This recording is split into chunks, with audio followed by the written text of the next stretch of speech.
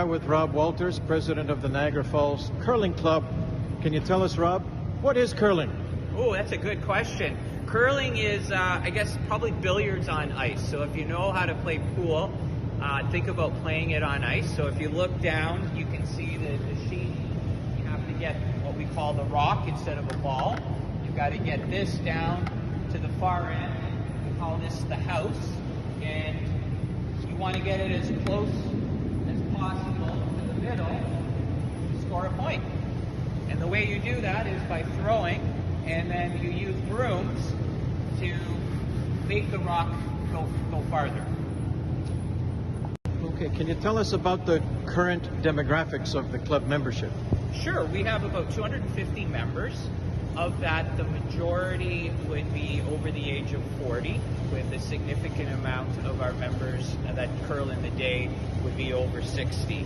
We do have a youth program for kids. They can start at the age of 6 and go up to 18, and there's probably about 30 of them. So majority of our members of the 250, I would say probably about 160 to 170 would be over the age of 60.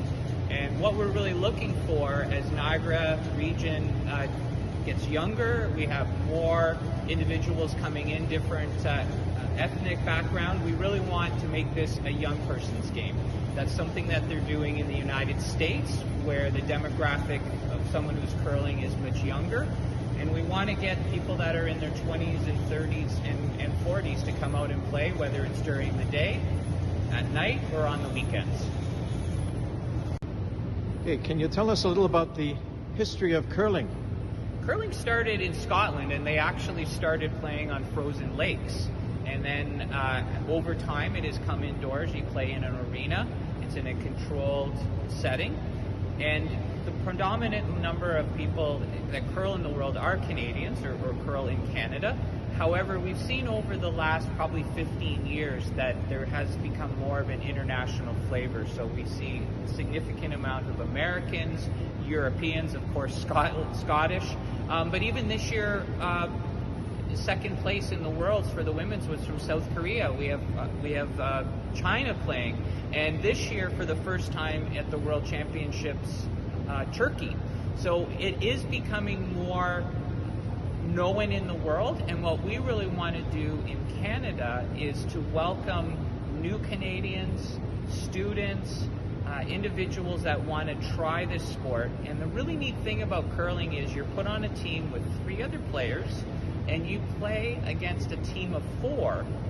And so there's 8 of you, and after the game it's expected that you socialize. So like with some sports you see where you shake hands and you never see the person, this year it's a very social, and there's an expectation that you'll go up. So I look at curling as a sport that introduces you to the community. It introduces you to people of all walks of life, all professions, and it's a nice way to get to know your community and to become involved in your community. The curling clubs give back to the community through volunteering, through fundraisers, so we're really wanting the growth in Niagara, the growth in ethnic populations to come out and try this sport and be part of the community. So what would you as club president like to see happen to the club? What could the students work on to offer you some solutions? I really hope that the Niagara College students can look at this sport, look at this experience, and help us determine how do we get the message out in the community, number 1. And number 2, how do we target different age groups? Is it the same plan? Is it different types of social media? Is it a tagline? I really want to know how we can get more people in this club to try curling and to enjoy curling.